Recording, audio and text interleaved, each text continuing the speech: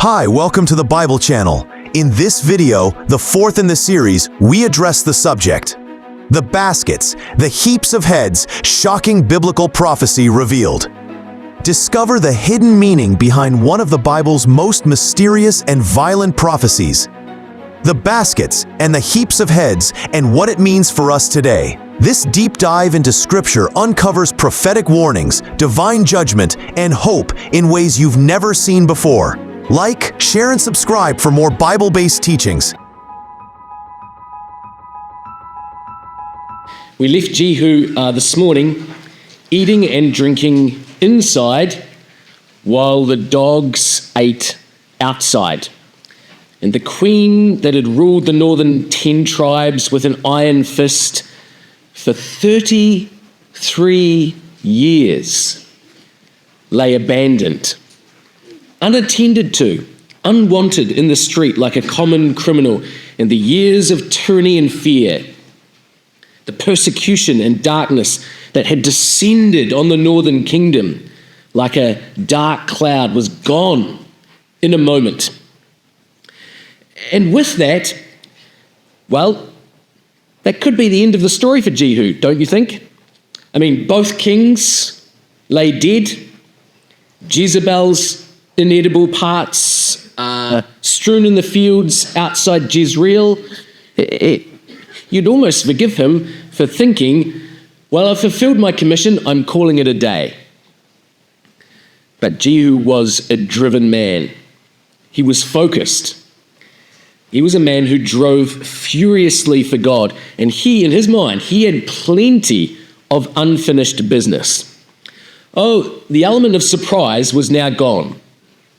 His intentions were out in the open. Both kings were dead, and the queen was trampled. Everybody knew. Now he needed strategy. He needed to use some cunning. He needed a plan. And you know, I don't know if it's like this for you, but it seems like it's a bit like this for me. It's a bit like elimination of evil in our own lives. There are the big, obvious things to cut out. The Jehorims, the Ahaziahs, the Jezebels. And maybe we just call it a day.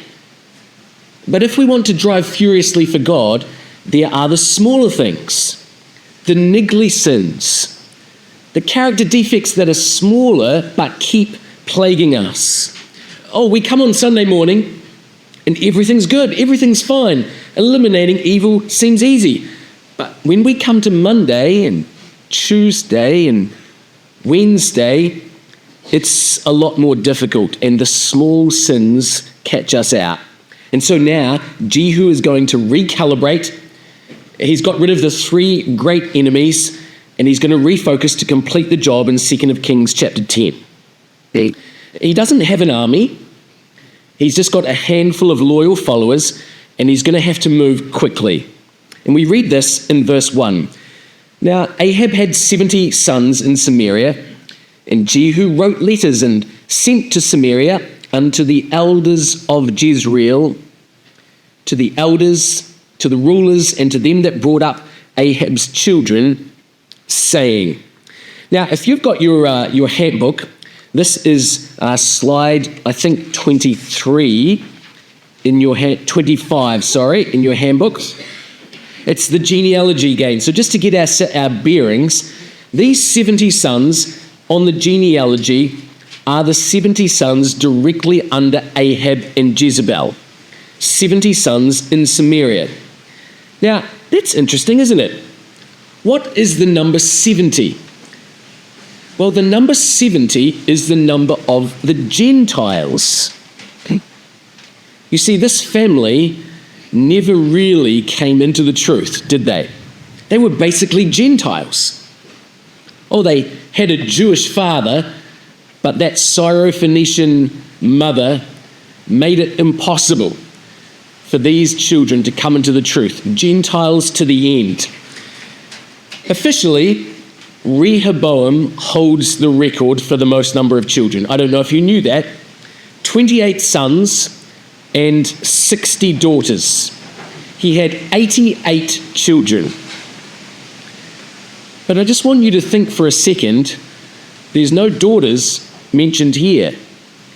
Ahab has at least 70 sons. There's also Ahaziah, Joram, and Athaliah, and no other daughters are mentioned. It's quite possible that Ahab's family was substantially larger again than Rehoboam's. Any chance you think that this king might have been worshipping Baal, the god of fertility? Any chance, you think? They're like rabbits. Everywhere, these children. Dozens and dozens and dozens of them. No wonder they have foster parents, as it literally is in verse 1. It's a big job being in the fertility business. And see, this is the world, isn't it? This is the world. The most important job of all, which is raising a godly seed, no, we delegate that to people who really couldn't care less. That's what Ahab did. Foster parents. Raising a godly seed for God was not a priority. And these 70 sons have foster parents who we're going to see tonight were more like hirelings than shepherds. They care more about their own hides than the flocks. Remember what John chapter 10 verse 13 says?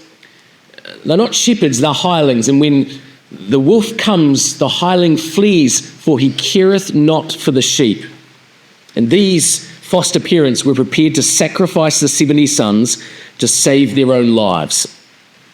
But for now, the big question that was facing Jehu was, well, how do I get every single last one of these 70 sons as Elijah and Elisha had commanded? Because it was like an impossible mission, wasn't it? There were so many of them, it was hard to know, how do we have every single one? Because that's his commission, and he's driving furiously. Ironically, it was a little bit like the task faced by Athaliah when she was trying to kill out the king's seed. You can't afford to forget one. She obviously did. Her own grandchildren, she forgot one of them. But Jehu is trying to make sure that every last male in Ahab's house is destroyed. How to do such a thing? And then Jehu hits on a solution that was as ironic as it was elegant. It says, he wrote letters. Now, remember we said in our last study that this story is filled with moments of irony and poetic justice. When it says Jehu wrote letters, what kind of an echo does that sound in your head? And the answer is 1 Kings chapter 21 and verses 8 to 11. Jezebel, wanting to conspire against Naboth, wrote letters. Oh, and who did she write the letters to? Why, the elders in Jezreel. And Jehu is going to write to the elders in Samaria and Jezreel. Jezebel wrote to organize the secret death of Naboth, and now Jehu is going to wreak vengeance on Ahab's house using his wife's methods. Letters to the same elders. Do you know the word letters occurs 4 times in 1 Kings chapter 21 and 4 times here in 2 Kings chapter 10. It's actually all on slide 26 in our handbooks. Let's just go through them very quickly. 1 Kings 21, verse 8. She wrote letters in Ahab's name. Verse 8, sent the letters unto the elders and to the nobles that were in the city. Verse 9, and she wrote in the letters, saying, proclaim a fast. In verse 11, it was as it was written in the letters which she had sent unto them. And now here in 2 Kings chapter 10, 4 times, we're going to have the word letters in this record. Verse 1, verse 2, verse 6, and verse 7. sent to exactly the same elders. This is poetic indeed, isn't it? On Jehu's behalf. A tribute, you might say, a tribute to Naboth and the justice of God. And the letters said this, verse 2. Now, as soon as this letter cometh to you, seeing your master's sons are with you, and there are with you chariots and horses, a fenced city also in armour, look even out the best and meetest of your master's sons, and set him on his father's throne, and fight for your master's house. Literally, in verse 3, best and meetest is goodliest and fittest. Get the most manly, get the most kingly, set them on the throne, says Jehu. It's time to fight. And I think this is another subtle allusion back to Naboth, because hadn't Jezebel said in 1 Kings 21 and verse 9, set Naboth on high, set him on high? And now Jehu is going to say, you choose out the best of the sons, set him on high, set him on the throne, fight for your throne. But just remember, says Jehu, just remember that Naboth couldn't stand before two false witnesses, and maybe your sons won't be able to stand either now that two kings are dead. Verse 4. See the irony in this story? Everything is coming back upon the head of Ahab's house. Where are your loyalties, says Jehu. He's forcing and manipulating these men into a position from which they cannot escape. Well, maybe it was a bluff. I wonder if Jehu had actually shown up, they might have just laughed at his pitiful excuse for an army. Just a few followers? You can't carry through on your threats. But he was a military captain, and he knew the value of intimidation and fear and timing. Now, he says, as soon as this letter cometh to you, see the point? There was no time to rally troops.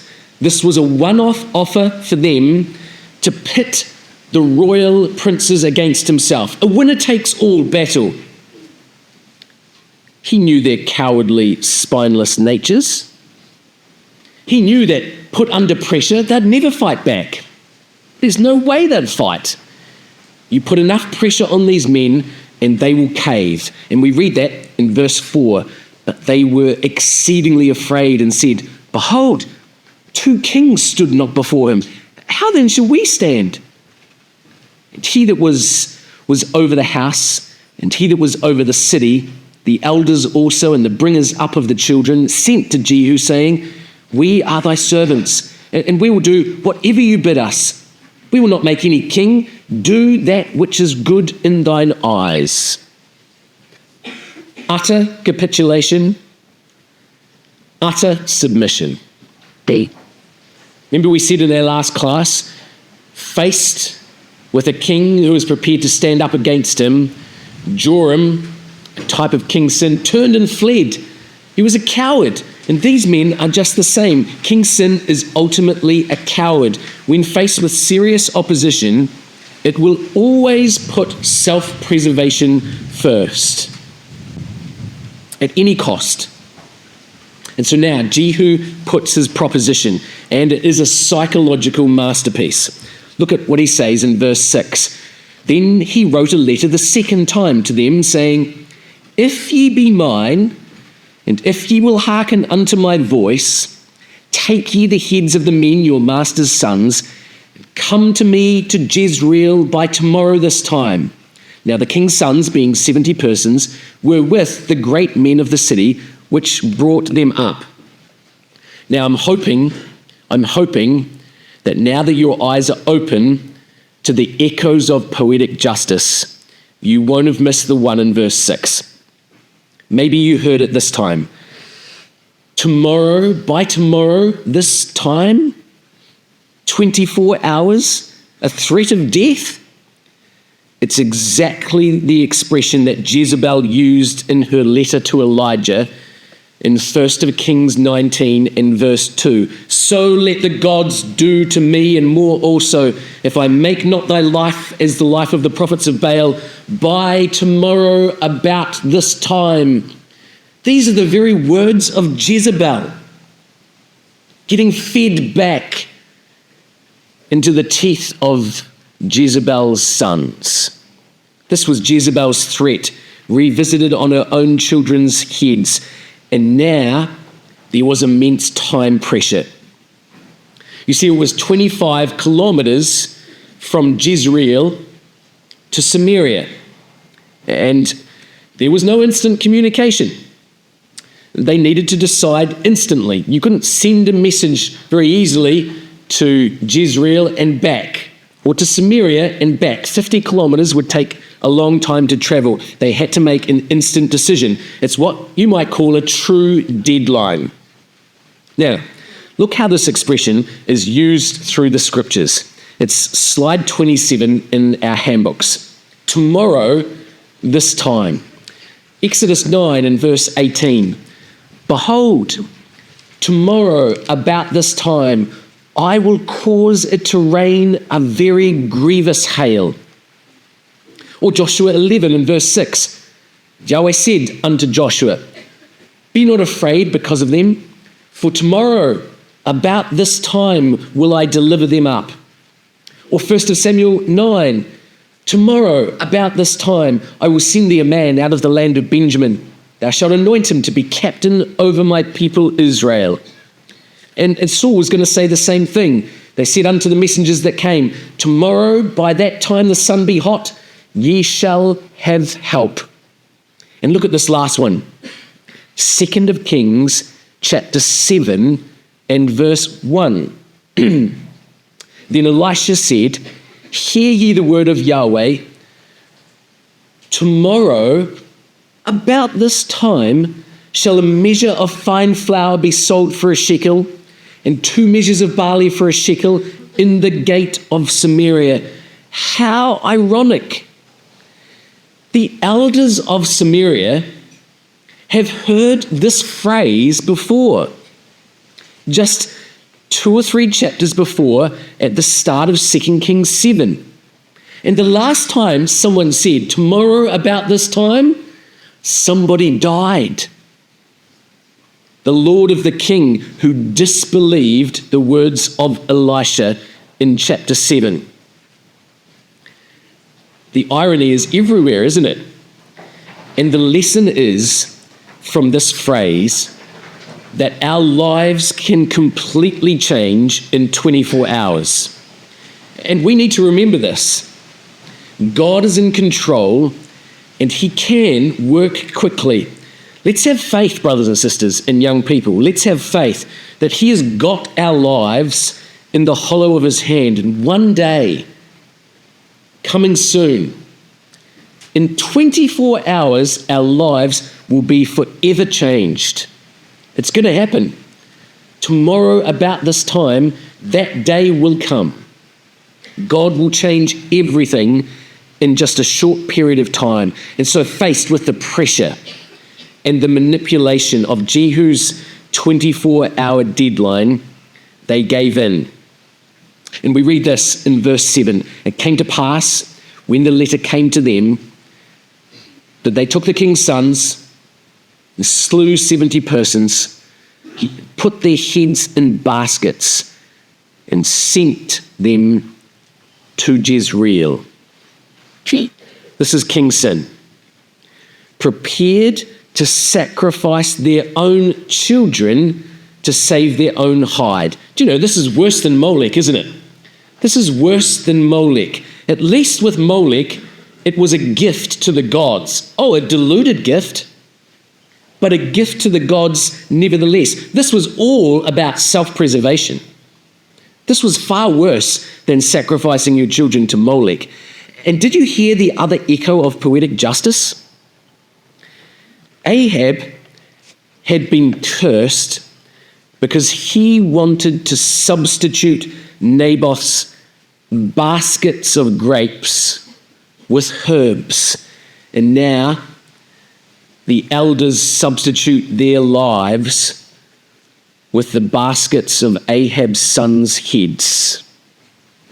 It's poetic justice indeed, isn't it, in this story? And now God is bringing Ahab's decisions back on his family's heads, all these overtones back to Naboth. And so we read in verse 8, "And there came a messenger and told him, Jehu, saying, They have brought the heads of the king's sons. And he said, Lay ye them in 2 heaps at the entering in of the gate until the morning. And there came a messenger." Do you know, that's exactly the same as 1 of Kings chapter 21 and verse 14, where they sent a messenger to Jezebel to say, Naboth is stoned and is dead. There's irony in every verse here. The messenger is the same, telling of death. Now, I couldn't help but read this verse, and I suppose I'm asking for your thoughts, if you're willing to share them, about this laying in 2 heaps at the entering in of the gate.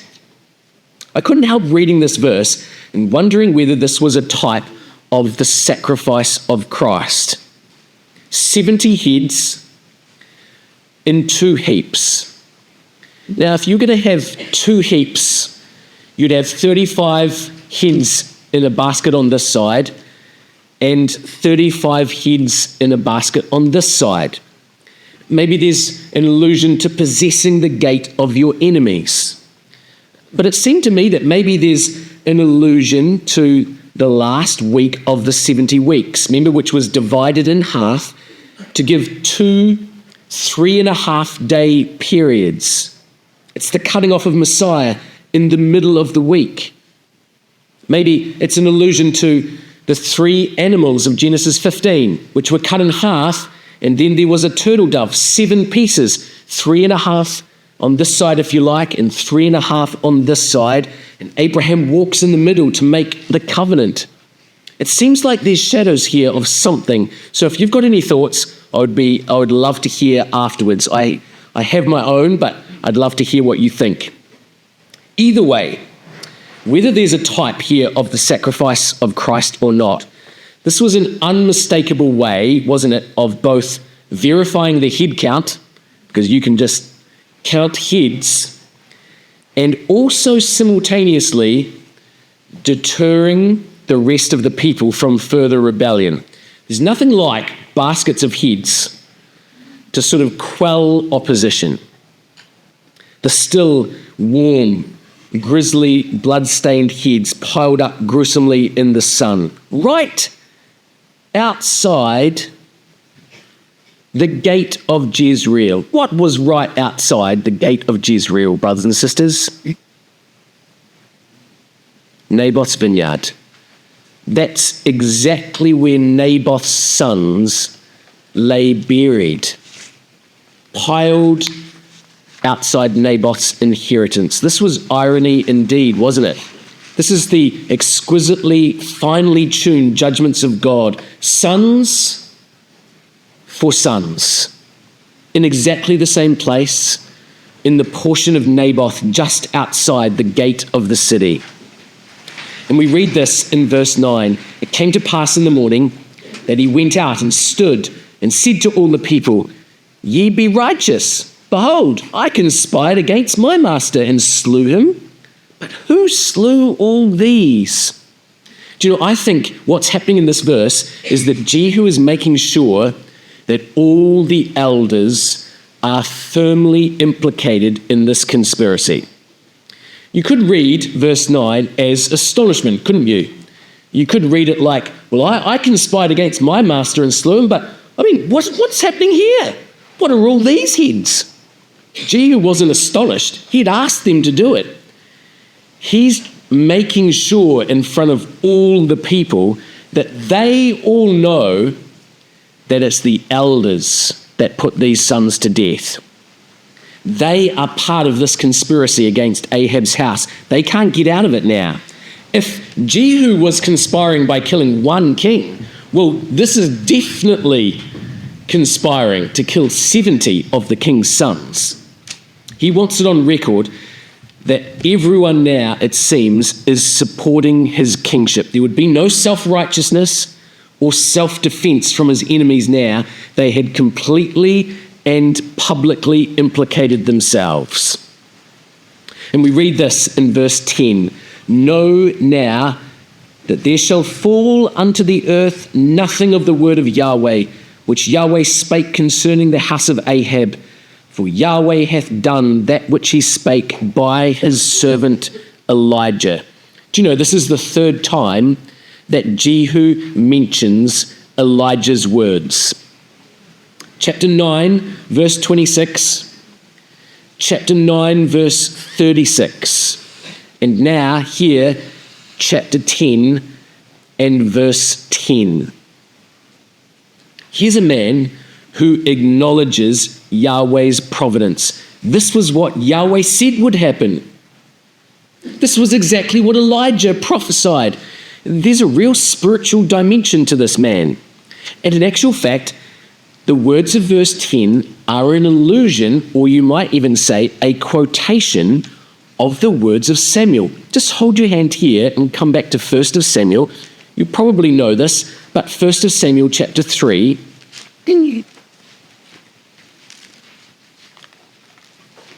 In verse 19, Jehu had said, Know now that there shall fall unto the earth nothing of the word of Yahweh. Look what Samuel says, or is said of Samuel. In 1 Samuel chapter 3, in verse 19, and Samuel grew, and Yahweh was with him, and did let none of his words fall to the ground. And Jehu is going to quote the words of 1 Samuel 3, verse 19. It was like both Samuel and Jehu didn't let God's promises go astray. They held them up. They held them off the ground from being lost.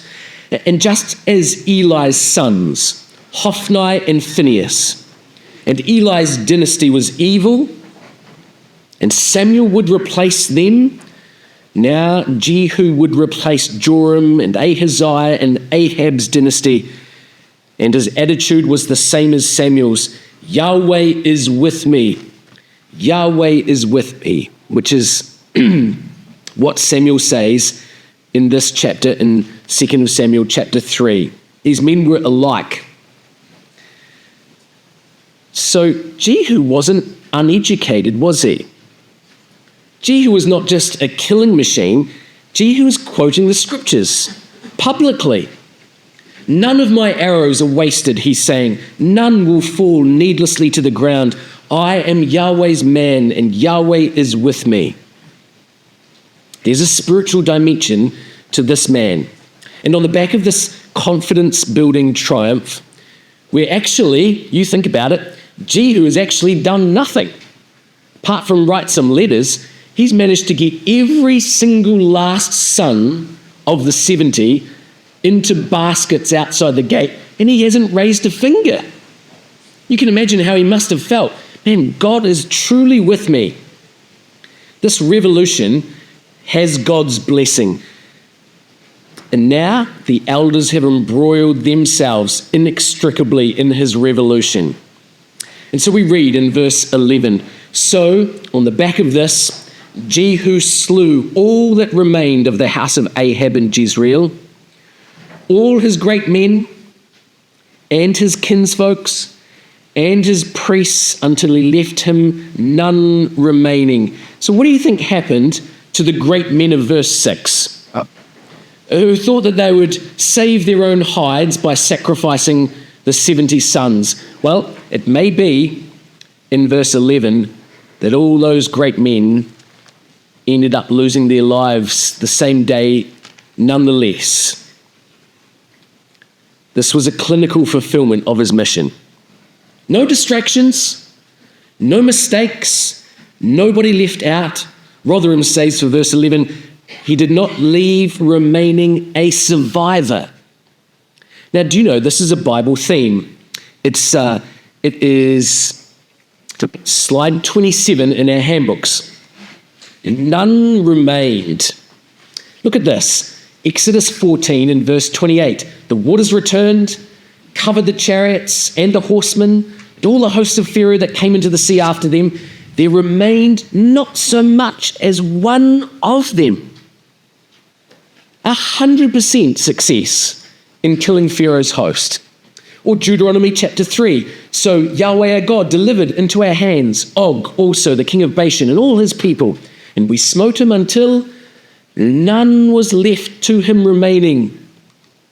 Or 1 Samuel 11. Saul put the people in 3 companies. And they, verse 11, slew the Ammonites. It came to pass that they which remained were scattered, so that 2 of them were not left together. There was not one remaining. It's the spirit of Joshua over and over and over again in Joshua. Chapter 8, verse 22, chapter 10, verse 28, 30, 33, 37, 39, 40, chapter 11, verse 8. Nobody was remaining of the Canaanites. 100% success. It's a phrase that captures the completeness of God's victory. There are no loose ends. Sin is absolutely and completely destroyed. Not just 99%, 100% destroyed. This is our hope. We're not hoping, brothers and sisters, to get into the kingdom and be 99% fixed. 100% perfection.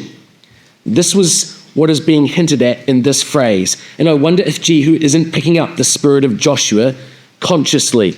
As Joshua destroyed the Canaanites, now Jehu would destroy the infiltration of Canaanite and Tyrian idolatry into Yahweh's people. He would not rest until there was none remaining. He could see the parallels. Maybe Jehu felt like he was fulfilling the spirit of Joshua. And now the nobles and priests that were involved in the innocent murder of Naboth in 1 Samuel chapter 21 and verse 8 are going to be rounded up and slaughtered. No one's going to escape. All of Ahab's household, nephews, princes, both in Jezreel, verse 11, and in Samaria, verse 17. Now, if you've got slide 28, our genealogy again, I will kill her children with death. We're talking about the sons in Jezreel and Samaria that were killed by Jehu in verse 11 and 17. So 2 generations straight under Ahab and Jezebel. So Jehu's having success, isn't he? Everywhere he goes, Ahab's house is being exterminated. And so we come to the last few verses for our class this evening, and the killing of the 42 princes, which you'll see is right down the bottom in the middle. These are the great-grandchildren of Ahab and Jezebel, or Ahaziah's nephews. Now, as you can see from this slide, if you've got slide 28 in front of you, actually Ahaziah's older brothers to the left have already been killed by the Arabians in 2 Chronicles chapter 22 and verse 1. So when it talks about Ahaziah's brethren, it's not his brothers, they're already dead. 2 Chronicles 22 verse 1. It must have been their children, Ahab's great-grandsons. In fact, 2 Chronicles 22 and verse 8 says quite clearly they were the sons of the brethren of Ahaziah. They're probably just teenagers, maybe not even that. They've got people who are looking after them. And it seems like they're traveling up from Jerusalem in verse 12. They live in Judah to the south to catch up with Uncle Joram. So let's just read these verses together. 2 Kings 10 and verse 12 to 14. And he arose and departed and came to Samaria. And as he was at the shearing house in the way, Jehu met with the brethren of Ahaziah, king of Judah, and said, "Who are ye?" And they answered, "We are the brethren of Ahaziah.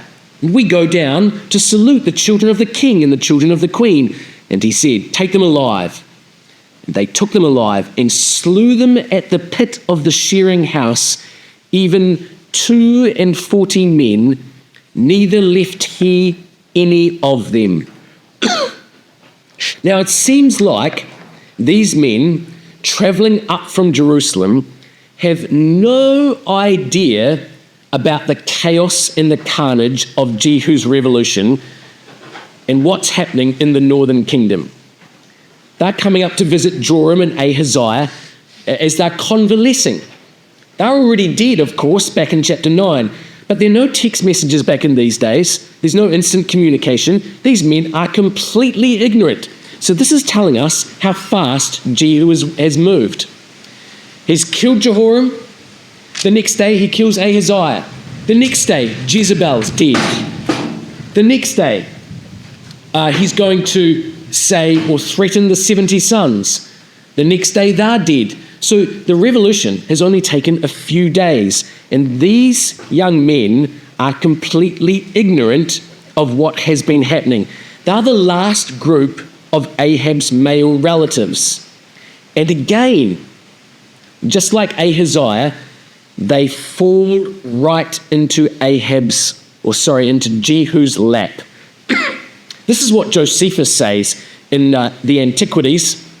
He says this: "They replied that they came to salute Joram and their own king Ahaziah, for they knew not that he had slain them both." So Jehu had moved quickly and they hadn't heard. So as it happens, Jehu, he doesn't even have to travel into Judah to execute his judgments on the southern kingdom and Ahab's descendants in the south. Ahaziah and Ahaziah's 42 nephews just show up right into Ahab's path in Samaria. This was God at work, wasn't it? This was God's work, God's judgments.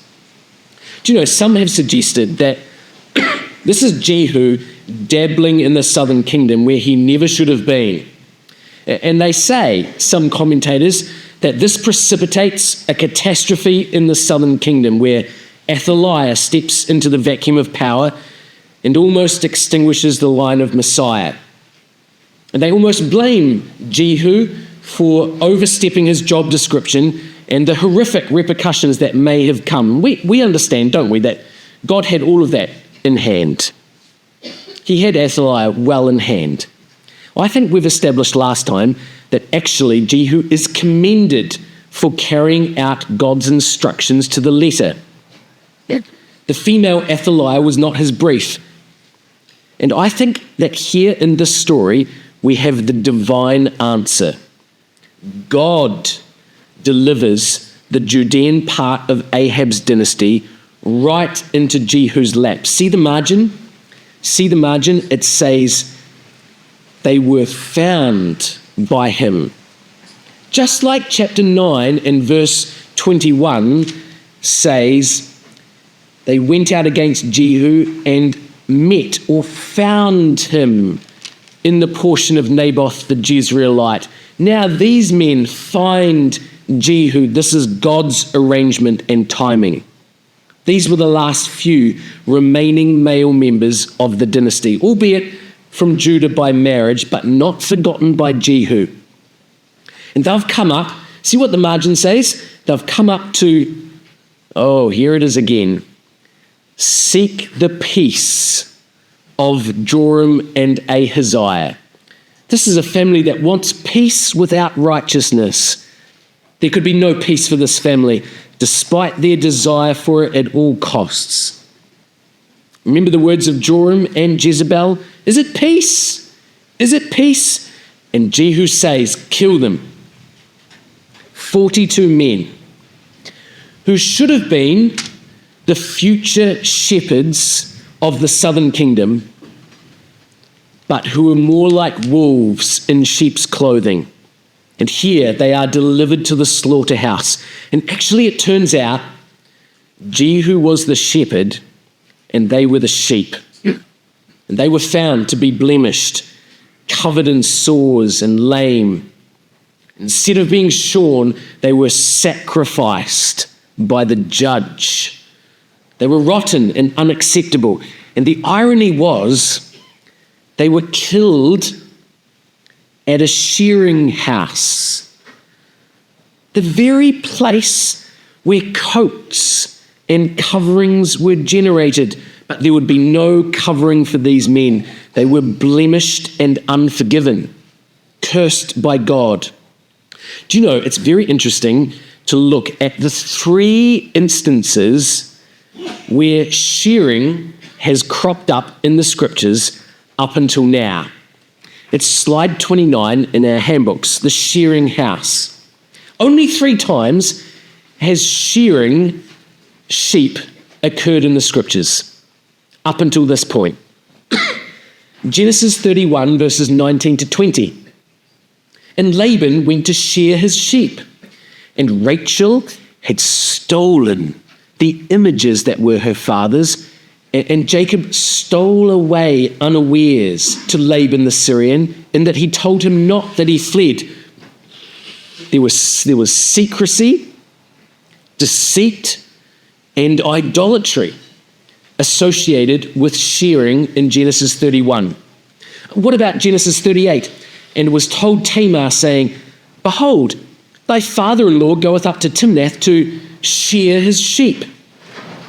And she put her widow's garments off from her, covered her with a veil, and wrapped herself and sat in an open place which is by the way to Timnath. And we know exactly what happened in Genesis 38.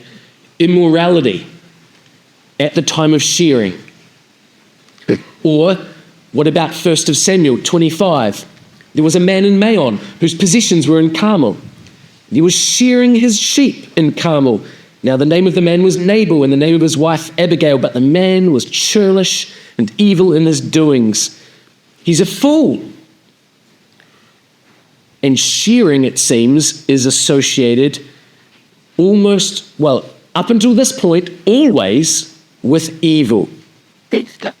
It's idolatry, it's deceit, it's immorality, it's foolishness, almost as if to say, shearing the lamb is not enough to cover sin.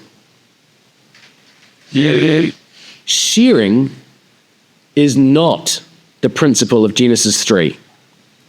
Shearing is not the principle of Hebrews 9 verse 22. Without the shedding of blood, there can be no remission of sin. And Rachel, Judah, and Nabal all thought maybe that they were safe, hiding under a lamb's wool covering, but it wasn't enough. It was just a shorn coat, not a sacrificed one. And maybe the lesson is that a lamb's fleece without sacrifice is an unacceptable disguise. And these royal sons should have been covered. They came from the southern kingdom of Judah, the line of Messiah. They should have been covered by a true coat of skins, a proper lambskin generated by a sacrifice and the shedding of blood. For without it, there was no forgiveness. And Jehu says, kill them. They're of Ahab's house. They're uncovered. They are condemned by God. There would be no hiding here, no disguises that could rescue them from Jehu's sword. And in the pit, they were all dispatched. And so with these men, every last descendant of the house of Ahab has been killed, exactly as God asked.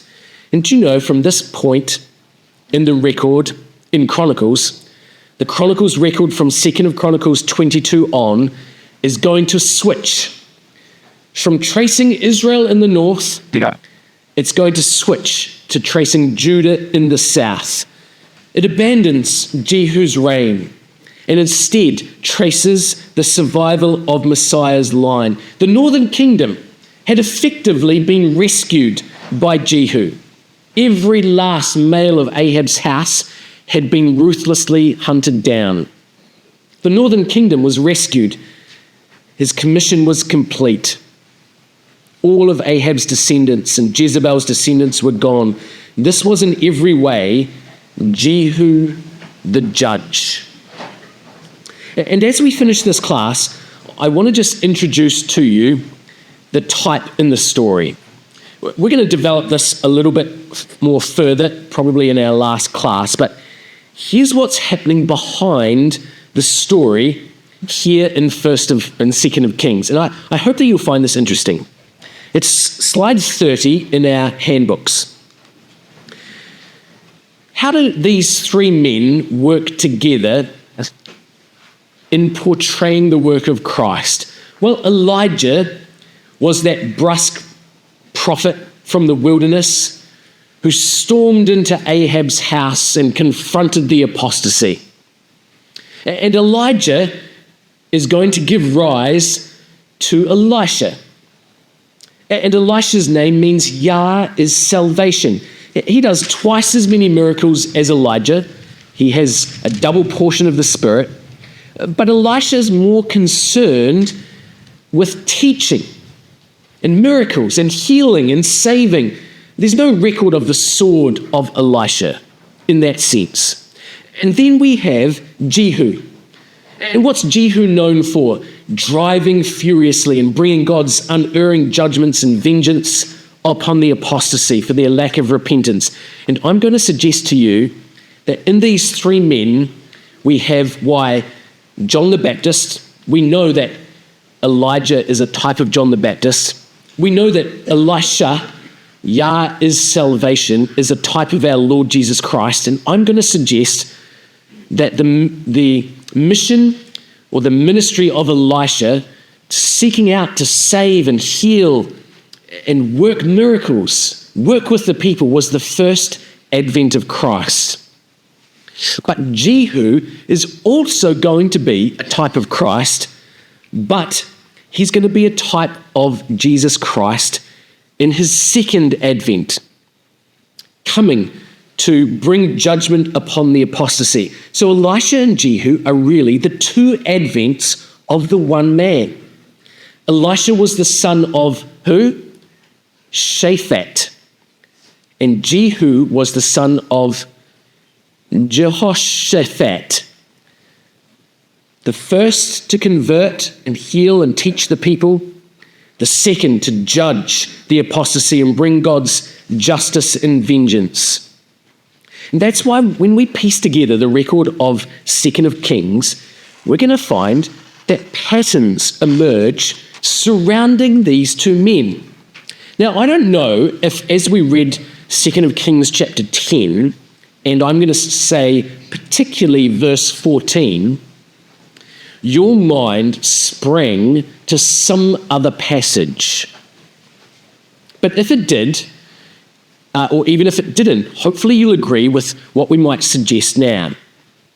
It's slide 31 in our handbooks. Because what's going to happen is in the first few chapters of 2nd of Kings, chapters 2 to 8, we're going to have the work of Elisha. And in chapters 9 and 10, the work of Jehu. And we're going to find remarkable parallels between these two men. They're both types of Christ. And the point in the record is they're both doing the same things. So look at this. When we come across Jehu in 2nd of Kings chapter 9, we meet him when a son of the prophets pours oil on his head behind shut doors. Do you know, we've read exactly the same thing in 2nd of Kings chapter 4. There was a son of the prophets who got all the vessels in the city and poured out oil behind closed doors, as Elisha said. Exactly the same thing has happened already in chapter 4, verses 2 to 6. In chapter 5, there's the story of Naaman. He's a Syrian captain, and he's healed and converted. When we come to chapter 9, we're going to have Israel's captain promoted, And we maybe say, is he converted? Time will tell.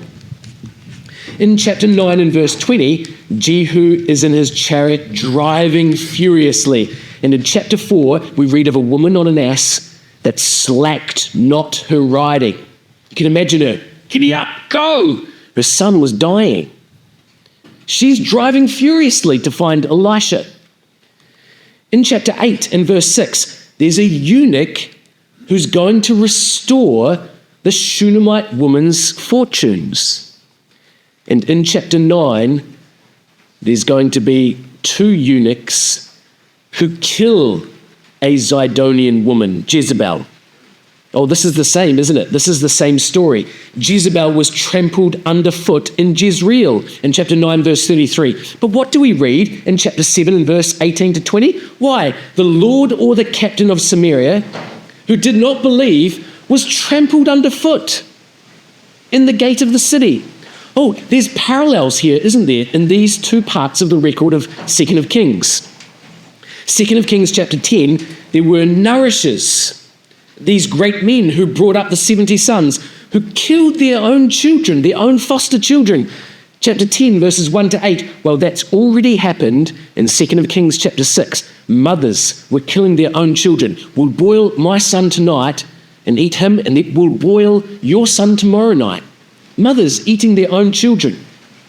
In chapter 6, the king threatens to remove Elisha's head. And in 2nd of Kings chapter 10, Jehu does just that to the head of the 70 of the king's sons. Here's the one that started me off on this, and maybe I'm hoping you saw this. 42 young princes of Judah slain. Why? That's got to be paralleled, hasn't it, to the 42 youths slain for cursing Elisha in 2nd of Kings chapter 2, verses 23 to 26.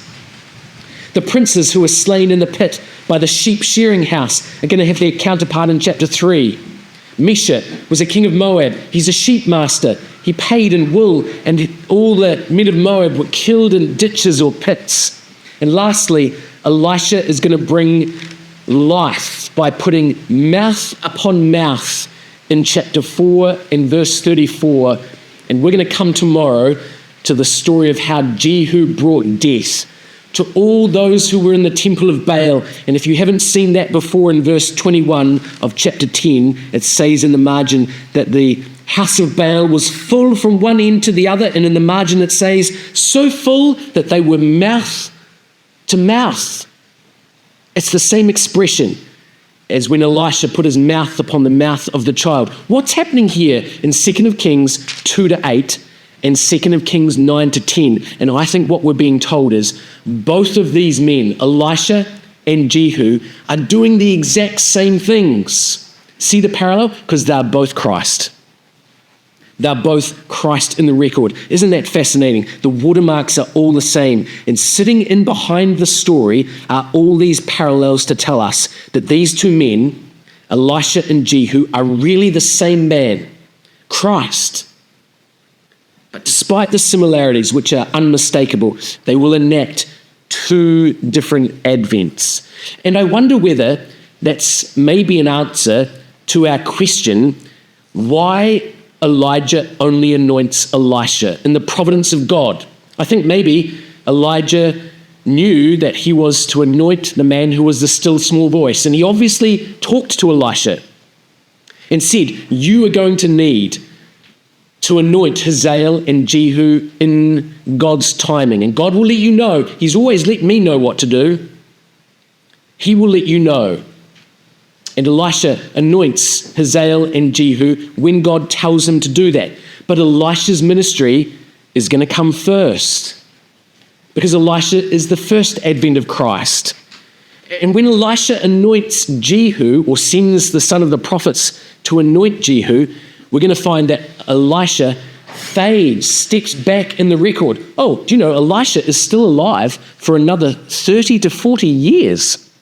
Elisha's not dead here in chapters 9 and 10, but Elisha is the first advent of Christ. And now chapters 9 and 10 is the second advent, and Elisha is going to take a back seat, step back into the shadows. Elisha comes first, and then Jehu. But think about the implications. Jehu is Christ in this story. He's bringing God's judgments on an apostate, idolatrous world. He's not making mistakes. He's not going too far. God is delivering these men into his hand. He doesn't even have to travel into Judah. Yahweh is he, son of Yahweh's judgments. We need to have absolute confidence, brothers and sisters and young people, that God has the affairs of the world in hand. So what are our take-home messages from our class tonight? Well, I think the first might be the relentless determination of Jehu. He didn't give up when he'd slain 2 kings and Jezebel, when the job was 80% done. He didn't want any of God's words left to fall to the ground. And we've got to ask ourselves, are we enduring unto the end to be saved? Are we determined to fulfill our commission right to the finish? Hebrews 6 verse 11 says, "And we desire that every one of you do show the same diligence to the full assurance of hope unto the end." Jehu was a man who saw out his mission to the end. He drove furiously. He wasn't going to stop until he had fulfilled God's mission. We can maybe learn from this man. What about tackling the smaller sins? Do we stop at just removing the big evils in our lives? Or do we also have a strategy to uproot the smaller and the less obvious character flaws? What about the little things? What about the little changes we need to make, the little bad habits, the less glaring faults? Are we working on rooting out the whole house of Ahab from our lives? Or just the 2 big kings and Jezebel? And lastly, this is a good lesson, isn't it? Jehu worked quickly. Sin was confronted quickly. Do we tackle sin quickly in our lives, or do we procrastinate? You know, when Jehu confronted Jezebel, he didn't say, "All right, well, come down and let's have a chat." He didn't say that. He's not bargaining with that woman. He's confronting sin and overtaking her and putting her to death. He didn't prevaricate. He didn't mess around. Ecclesiastes 8 verse 11 says, "Because sentence against an evil work is not executed speedily, therefore the heart of the sons of men is fully set in them to do evil." And Jehu didn't procrastinate. Once he was anointed, he moved swiftly, so swiftly that the 42 young men were caught completely unawares.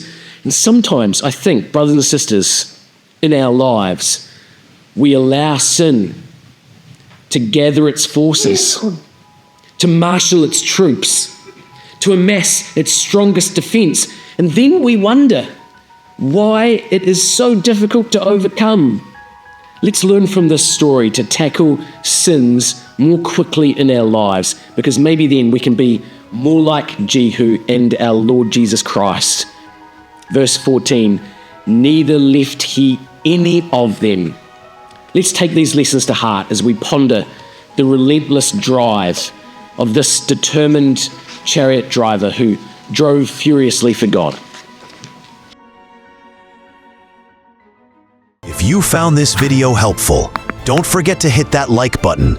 It really helps the channel grow. Drop a comment below and let us know what you thought.